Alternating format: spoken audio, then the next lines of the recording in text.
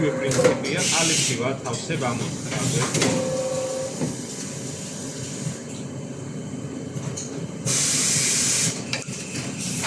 აი ეს არის გამხდარი რეზინი.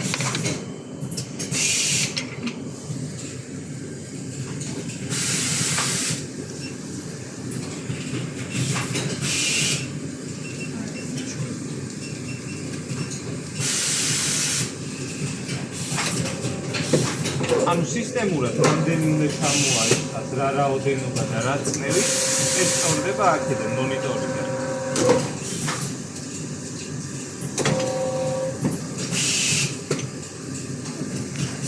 აი ეს კაბელი უკვე გზას არის ჩვენი ბრენდირების, ტენი აწერია, ასევე გაუკეთეთ დამცავი გარსი აქაც რეზინით, მოგეხსენებათ კაბელები უმეტესად აქ ხდება ხოლმე და ეს რეზინი აღარ აწევს იმის საშუალებას, რომ კაბელი ამ ნაწილში გადაგვიდეს. ამის შემდეგ ახლა მეორე φορაც იგივე მოხდება, იგივე პროცესი. გავწვით, შევადუღებთ და ისევ ამდენ